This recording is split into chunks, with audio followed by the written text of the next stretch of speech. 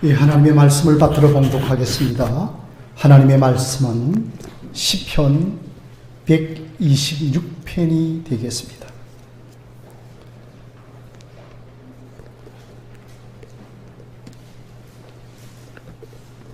시편 126편의 말씀을 제가 받들어 읽겠습니다.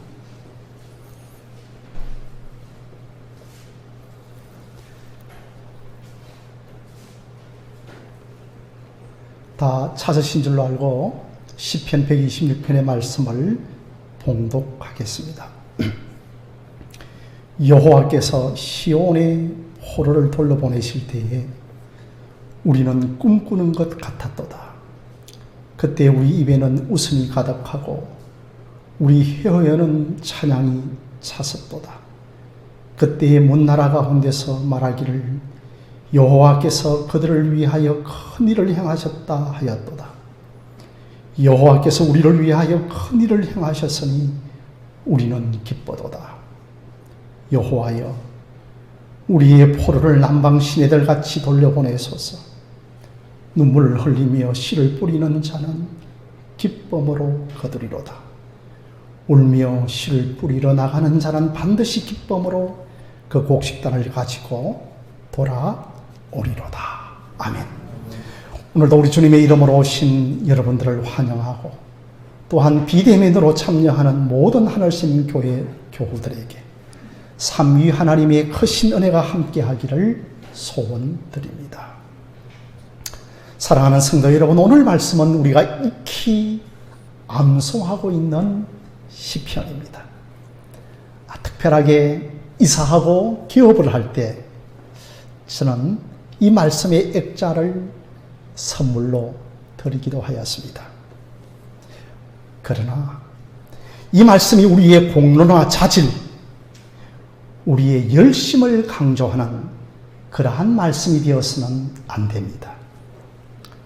먼저 2절과 3절을 보시면 하나님께서 큰 일을 행하셨다라고 말씀을 합니다. 성도 여러분, 이것을 놓치면 안 됩니다.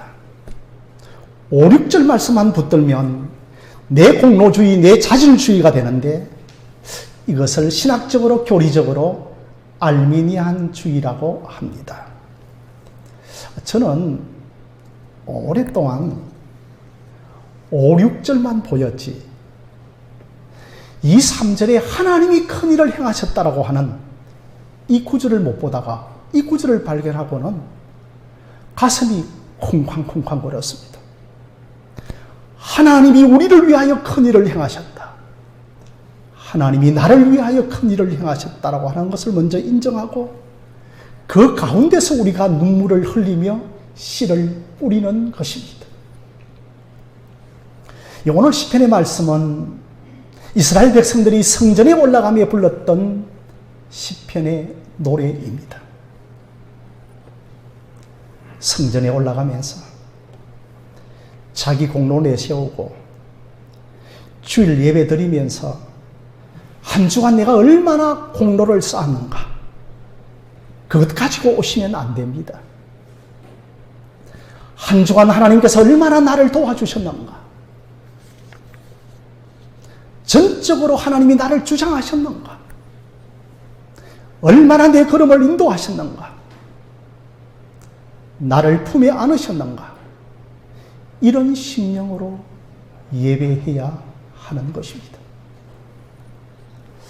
여러분들이 아시다시피 창세기 4장을 보시면 하나님께서는 가인의 제물은 받지 아니하시고 아벨의 제물은 받으십니다.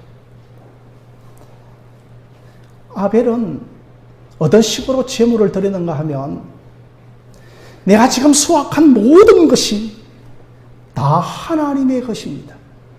하나님이 다 해주셨습니다. 그러면서 양의 첫 새끼와 기름을 드렸습니다. 반면에 가인은 내 노력, 내 능력, 내가 이런 것을 가지고 내 것의 일부를 드립니다라고 하나님께 바쳤습니다.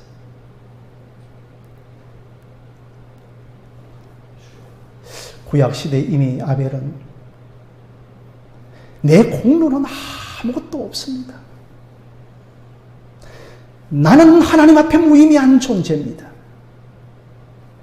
나는 내세울 공로가 없습니다. 이런 믿음으로 예배를 드렸다고 히브리서 11장은 말씀하고 있습니다. 그래서 하나님은 아벨의 제사를 받으신 것입니다. 여러분 1절 말씀 한번 함께 읽어보실까요? 1절입니다. 시작. 여호와께서 시온의 포로를 돌보내실 때에 우리는 꿈꾸는 것 같았도다라고 합니다. 지금 이스라엘 백성들은 저 멀고 먼 바벨론의 포로로 끌려가 있습니다. 우리나라도 김재영 집사님 6.25 전쟁 때 포로가 많았습니다. 인민군 포로라 하고 중공군 포로라 하고 그리고 또한 국방군 포로라고도 하였습니다. 이스라엘에서 잡혀온 포로들을 가리켜서 시온의 포로라고 하고 있습니다. 이제 이들이 저 수천 킬로가 떨어져 있는 고국으로 돌아가게 되었습니다. 그래서 돌려보내지게 되어질 때 우리가 꿈꾸는 것 같았도다. 손을 만져보면서 야, 이것이 꿈인가 생시인가 모를 정도입니다. 저는 이 시온의 포로라고 하는 명칭에서 아주 희망을 보는 것 같습니다. 이스라엘의 포로라든지 유다의 포로라고도 할 수 있는데 시온의 포로라고 합니다. 시온은 성전이 있는 곳입니다. 고국 이스라엘보다도 고향 유대보다도 제일 먼저 하나님이 거하시는 성전을 그리워하고 있습니다. 아마 이때부터 김원호 집사님 시온 중심, 성전 중심의 신앙생활이 시작된 것 같다라고 말을 합니다.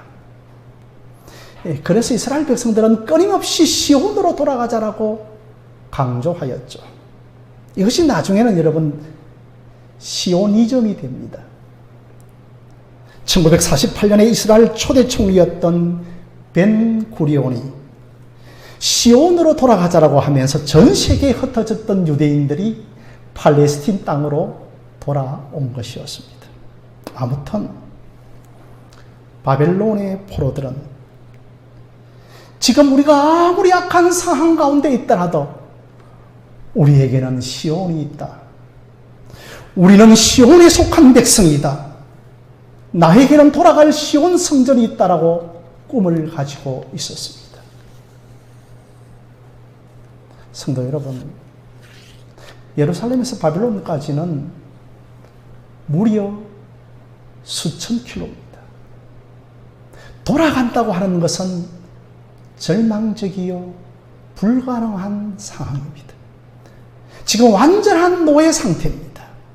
아무런 소망도 없습니다. 2차 세계대전 당시에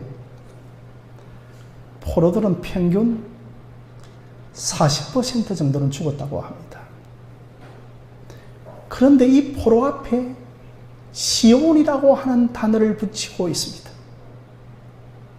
저는 이 명칭이 왠지 크게 확대되어져서 보입니다. 너희들은 시온의 포로다. 너희들은 바벨론의 포로가 아니다. 너희들은 세상의 포로가 아니다. 우리가 이 세상에 얼마나 어려움이 많습니까? 얼마나 이 세상에서 상처를 많이 당합니까? 그런데 너희들은 세상의 포로가 아니다. 너희들은 하나님께 붙잡힌 자들이고 성령의 개인 자들이다. 바울은 자신을 주 예수 그리스도에게 갇힌 자라고 하는 명칭을 자주 사용했습니다.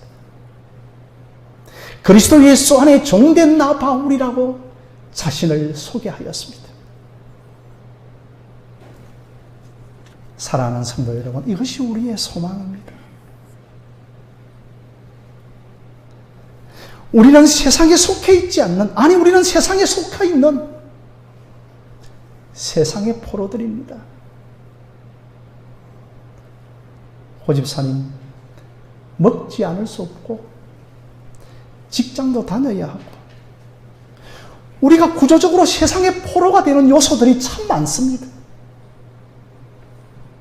매스컴과 TV를 켜면 우리의 눈과 귀가 금세 포로가 됩니다. 안 보고 안 들을 수 없습니다.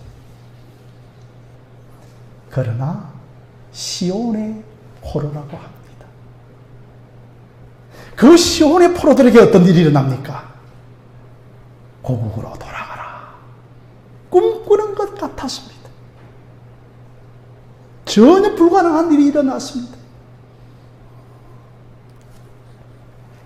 당시의 왕이 고레스 왕이었는데 갑자기 조서를 내려서 고국으로 돌아가라고 명령을 합니다. 여러분, 이것은 예레미야 선지자가 이미 너희들은 70년이 지나면 반드시 고국으로 돌아갈 것이라고 예언한 것이 바로 정확하게 들어맞습니다. 그래서 우리는 70년의 바로벨론 포로 생활을 시한부 포로 생활, 연단의 포로 생활이라고 하는 것입니다. 사랑하는 성도 여러분, 야곱의 가족들이 가나안 땅에 흉년이 들어 애굽으로 집단 이주를 하였습니다. 그때 최 집사님 몇 명이 이주하였나요? 불과 70명의 야곱 가족이 이주하였습니다. 그리고 애굽에서 400년 내지 430년을 포로 생활로 보냅니다.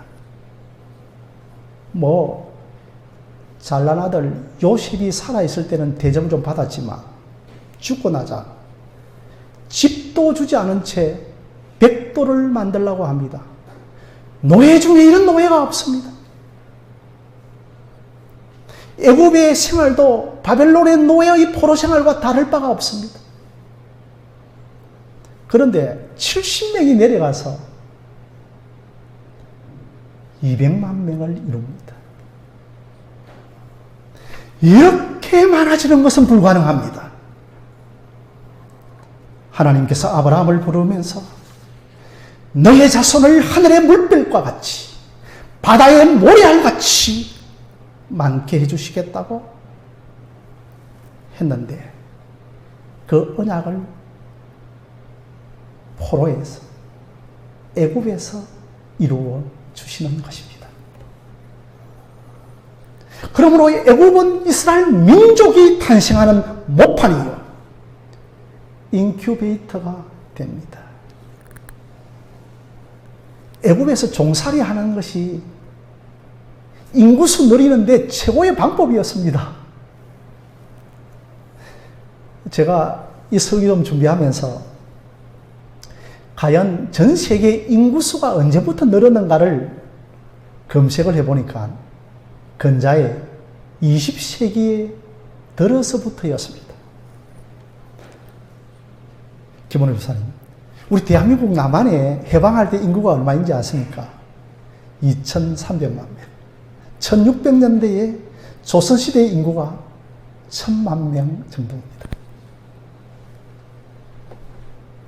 당시에 종들은 전쟁터에 데려가지 않습니다. 바벨론의 포로 때도 종들은 전쟁터에 안 데려갑니다. 당시에 여러분 매일매일 전쟁하는 전쟁 구더기였습니다. 이 전쟁의 과정에서 가장 강력한 국가에 종으로 붙여놓았습니다. 당시 페르시아에 다리오 왕이 있었는데 이 왕이 여러분 도시에 수도관을 건설하였습니다.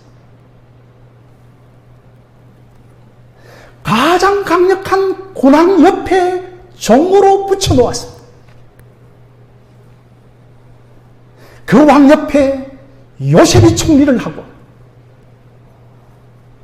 다니엘과 세 친구가 높은 간직을 갖습니다. 이것이 끝이 아닙니다. 이런 절망적인 곳에서 하나님이 하십니다. 하나님이 이루십니다. 하나님이 언약을 이루어내시는 것입니다. 그러므로 우리가 마지막까지 하나님을 의지해야 합니다. 정말 나의 이런 상황에서 가능할까? 그때 신앙을 가지셔야 합니다. 과연 여러분 70년의 포로 생활에서 누가 이들을 돌아오게 합니까? 고레스 왕도 아니고 이스라엘 민족의 자력도 아니고 오직 하나님이 하셨습니다. 2절에 여호와께서 그들을 위하여 큰 일을 행하셨다고 합니다. 3절에 여호와께서 우리를 위하여 큰 일을 행하셨도다라고 합니다. 2절을 보면 문 나라들도 이방의 나라들도 하나님이 큰 일을 행하셨다라고 인정을 하고 있습니다. 여호수아가 광야의 40년의 생활을 마치고 가나안 땅을 입성하려고 할 때 이미 여리고성에는 하나님이 하신 큰일이 소문나 있었습니다. 이때 하나님이 하신 광야에서 큰일을 누가 들었는가 하면 여리고성의 기생 라합이 듣고 소문만 듣고 믿음은 들음에서 나고 들음은 그리스도의 말씀이니라고 듣고서도 하나님을 믿습니다. 그래서 목숨을 걸고 정탐꾼들을 기생 라합이 숨겨주는 것입니다. 사랑하는 성도 여러분, 하나님은 우리를 위하여 큰 일을 행하셨습니다. 아무것도 하지 못할 때 아무것도 하지 않는 것이 아닙니다. 여러분 스가랴서 2장 13절 말씀 보실까요? 화면을 한번 띄워주시면 좋겠습니다. 함께 읽겠습니다. 시작. 모든 육체가 여호와 앞에서 잠잠할 것은 여호와께서 그의 거룩한 처소에서 일어나심이니라 하라 하더라고 했습니다. 하나님께서 우리에게 잠잠하라. 이 잠잠하라라고 하는 말은 기도하라. 머리 너무 쓰지 말라는 것입니다. 너무 인간적인 이성적인 계산하지 말라는 것입니다. 안 돼요, 안 돼요, 안 돼요. 하지 말라. 하나님이 큰 일을 행하신다라고 말씀합니다. 3절을 다시 보시면 시편의 126편의 3절에 여호와께서 우리를 위하여 큰 일을 행하셨다라고 합니다. 우리가 기뻐도다고 합니다. 조한호 집사님, 왜 우리가 기쁩니까? 김옥식 권사님, 왜 우리가 기쁩니까? 주일날 오실 때 두 분께서 기쁘시죠, 그죠? 얼마나 기쁩니까? 하나님께서 큰 일을 행하셨기 때문에 기쁩니다. 하나님의 큰 일이 뭡니까? 예수님이 이 땅에 오신 것입니다. 예수님이 친히 하나님으로 육신을 입고 이 땅에 오신 것입니다. 그분은 누구십니까? 이사야 9장 6절입니다. 한번 화면으로 보시겠습니다. 이는 한 아기가 우리에게 낳고 한 아들을 우리에게 주신 바 되었는데 그의 어깨는 정사를 메었고 그의 이름은 기노자라 모사라 전능하신 하나님이라 영존하시는 아버지시라 평강의 왕이라 할 것이다. 7절입니다. 그 정사와 평강에 더함이 무궁하며 또 다윗의 왕자와 그의 나라에 군림하여 그 나라에 굳게 세우고 지금 이후로 영원히 정의와 공의로 그것을 보존하실 것이다. 마지막 한번 읽어볼까요? 함께 읽겠습니다. 시작. 만군의 여호와의 열심히 이를 이루시리라고 하였습니다.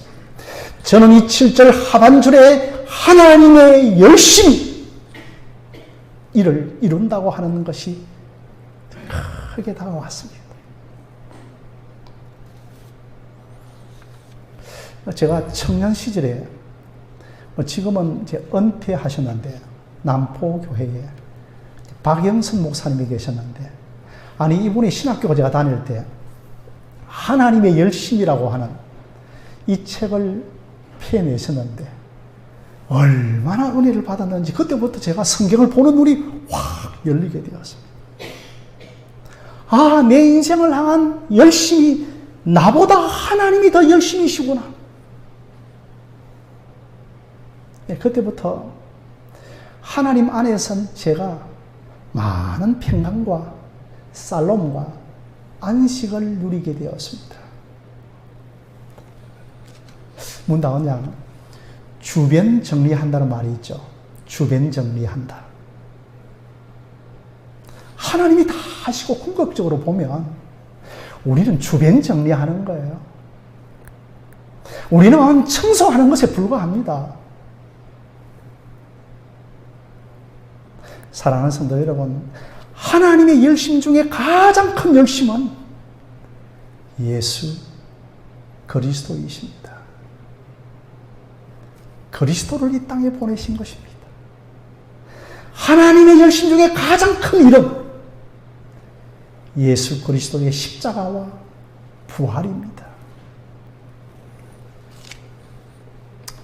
둘째로 하나님의 큰 열심은, 하나님의 큰 일은 생명을 살리는 일입니다.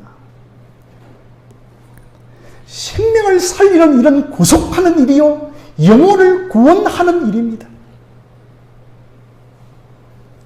성도 여러분, 이 일은 세상에 속한 일이 아니에요. 영생을 주시는 일입니다. 사도행전 2장에서 드디어 오순절 날에 성령이 모인 무리들에게 확 임하면서 그 모인 무리들 가운데 120문도들이 한꺼번에 방언을 하기 시작하는데 그날에 각국에 모인 유대인들이 들어보니까 자기가 태어난 난곳 방언을 하기 시작하고 있었습니다. 이 방언하는 사람들 다 언어가 달랐지만 같은 것이 하나 있었습니다. 방언을 다 들어보았던 사람이 한 가지 주제가 있었습니다. 뭡니까? 하나님의 큰 일을 방언했습니다. 하나님의 큰 일은 구속입니다. 하나님의 큰 일은 십자가 대속입니다. 예수님이 십자가에서 죽으시고 3일 만에 부활하는 이 큰 일을 하나님이 행하셨다고 하는 것을 방언하였던 것입니다. 하나님의 큰 일은 우리를 살리는 일입니다.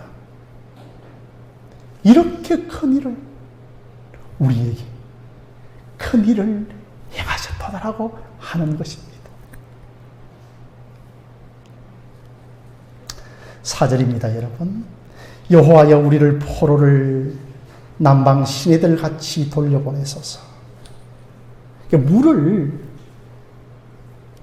남방에, 이스라엘 남방에 시내 들판까지 누가 흐르게 합니까?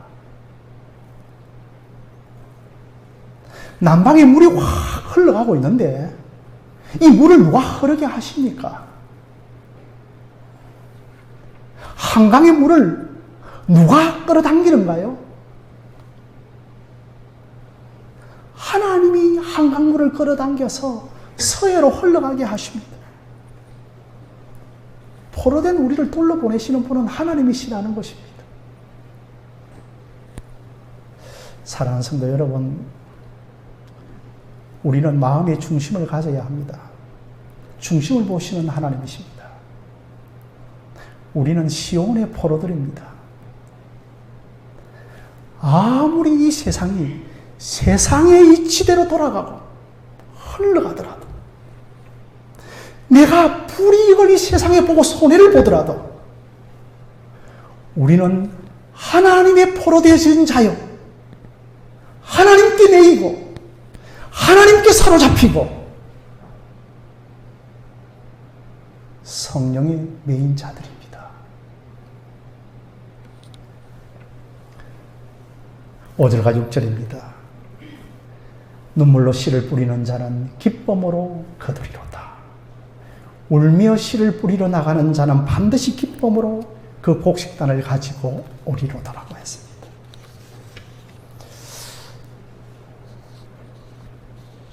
장교순 권사님,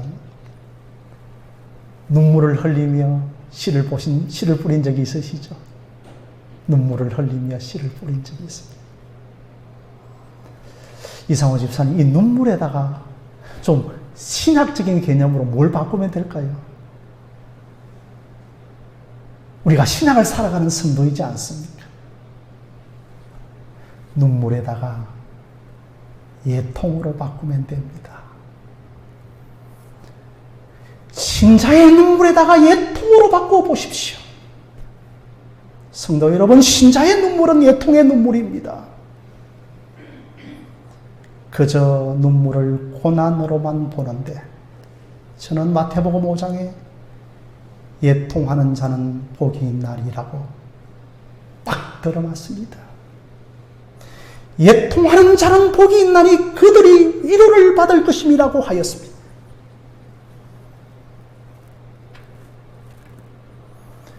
여러분들이 이 눈물을 오늘부터 예통으로 바꾸기 시작하면 여러분의 눈물이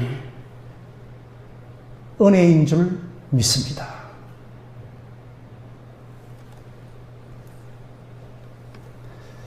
사랑하는 성도 여러분, 고진감래라고 하는 말 들어보셨나요? 이 한자의 사자성어 원나라 때에 이 도종의라고 하는 분이 사용을 하셨습니다. 쓴 것이 다하면 단 것이 온다는 뜻으로 고생 끝에 즐거움이 생긴다는 의미죠. 눈물을 흘리며 씨를 뿌리는 자는 기쁨으로 거두리로다. 이 5절과 6절의 말씀을 신자들이 예통으로 바꾸지 아니하면 이 구절을 가지고 신자들이 고진감래로 해석하는 잘못을 범하게 됩니다. 세상에서 사용하고 있는 고진감래의 주체자는 우리 자신입니다. 나에 의하여 되고 안 되고가 있는 것입니다. 그러므로 여러분들이 5절과 6절의 말씀을 고진감래로 해석하면 복음이 아닙니다. 고진감래는 복음이 아닙니다. 인본주의입니다. 신자의 진정한 눈물은 예통하는 마음입니다. 예통이 뭡니까? 하나님 앞에 이제는 눈물을 흘리면서 이제는 내가 사는 것이 아니요 하나님이 사시는 것입니다. 이것이 예통입니다. 인생이 고난을 당하면 신자여 불신자들 간에 다 똑같이 눈물을 흘립니다. 그러나 신자는 이때부터 예통의 눈물을 흘려야 됩니다. 천부 여지없어서 손들고 옵니다. 주 나를 박대하시면 누가 나를 받아주겠습니까? 이제는 내가 나를 주장하는 것이 아니고 하나님의 열심히 나를 붙들어 주셔야 합니다.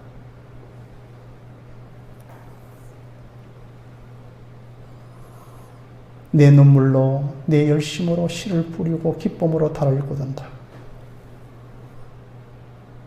공로주의입니다. 자질주의입니다.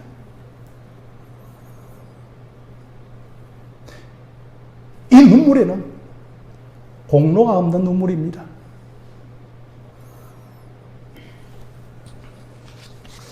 제가 이 설교를 준비하면서 여러분에게 한 가지 큰 용서를 구하는데 넓은 마음으로 좀 받아주셨으면 좋겠습니다. 우리 교회에 이제 꽃을 잘 키우시는 최경숙 집사님이 계신데, 최 집사님이 꽃을 잘 키우기 때문에 우리 교회 하단에 꽃이 만발한 것이 아닙니다. 씨를 뿌릴 수 없는 가운데 씨를 뿌리십니다.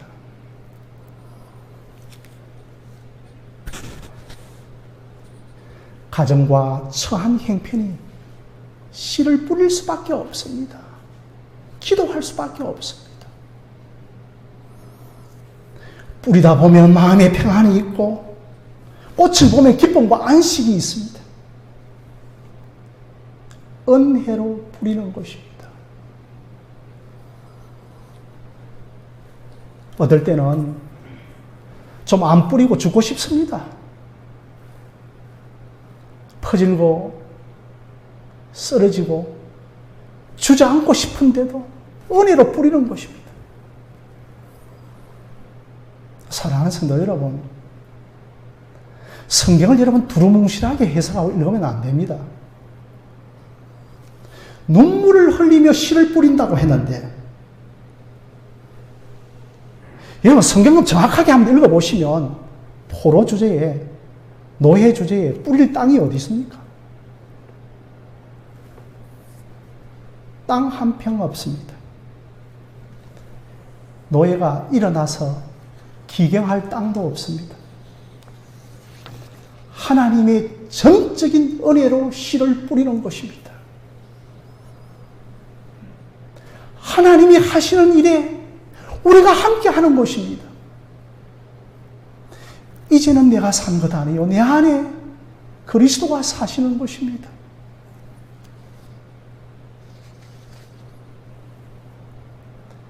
내가 살아있는 사람은 씨를 뿌릴 때 울지 않습니다.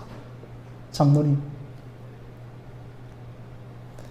봄에 씨를 뿌리면서 우는 사람이 있습니까? 다 희망의 결실을 바라보며 기쁨과 소망을 가지고 씨를 뿌립니다. 여러분들도 얼마나 우리 인생을 뒤돌아볼 때 기쁨과 소망을 가지고 나름의 씨를 뿌리지 않았습니까? 내 공로 의지하고, 내 자질 의지하고, 내 능력, 내 머리 의지해서, 자, 이 정도 뿌리면 10배 정도 투자가 일어나고 결실이 있겠지. 성경에서도 저 동네에 가서 이득을 보리라고 했습니다. 계산한다고 했습니다. 그런데 내가 뿌린 만큼 얻지 못하면 좌절하고 절망하고 불평하고 열매를 얻게 되면 여러분 어떻게 합니까? 대박 났다고 합니다. 여러분, 이걸 가리켜서 성경은 공로주의요, 자질주의요, 내 의라고 합니다. 성도 여러분, 신자는 예통하는 가운데 씨를 뿌립니다. 아무것도 없는데 지금 씨가 뿌려지는 겁니다. 누가 뿌립니까? 하나님이 뿌리십니다. 내가 이용되는 것이고 내가 사용되는 것입니다. 그것 위에 하나님이 큰 일을 행하십니다. 내 인생이 이만큼 사는 것도 내가 뿌린 것이 아니구나. 하나님이 큰 일을 해주셨구나. 사랑하는 성도 여러분, 답은 분명합니다. 한번 따라해 보실까요? 하나님이 하신다. 하나님이 하신다. 시작. 하나님이 하신다. 하나님이 하신다는 것을 붙잡는 사람은 곡식의 단을 가지고 돌아올 것입니다. 만약에 이 땅에서 여러분들이 열매를 거두지 못한다면 반드시 하늘에 상급이 있을 것입니다. 그런 사람은 이 땅을 떠날 때 기뻐합니다. 그러나 이 땅이 전부인 양 생각할 때 내가 이 땅에서 무엇을 해보겠다는 사람은 그 사람은 천국은 가지만 좀 이상한 표현이고 신학적으로 맞는지 모르지만 슬퍼할 것입니다. 왜 슬퍼할까? 상급을 보여주지 않기 때문에 슬퍼하지 않을까? 저는 감히 그렇게 생각해 봅니다.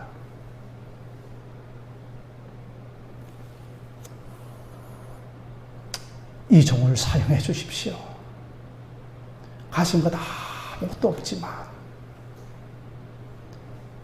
긍휼히 여겨주시고 사용해 주십시오. 그러면 하나님이 하십니다. 하나님, 제가 하나님께 쓰임받고 싶습니다. 그럴 때 하나님은 이름도 없는 사람들을 붙들고 쓰십니다. 눈물을 흘리며 씨를 뿌리라고 하는 것은 결코 포기하지 말고 하나님은 중심을 보십니다.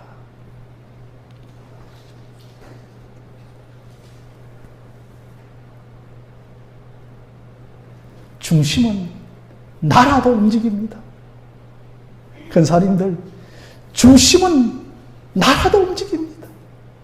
다니엘이 하루에 3번씩 시온 성전을 향하여 창문을 열어놓고 기도하니까 나라가 움직여집니다.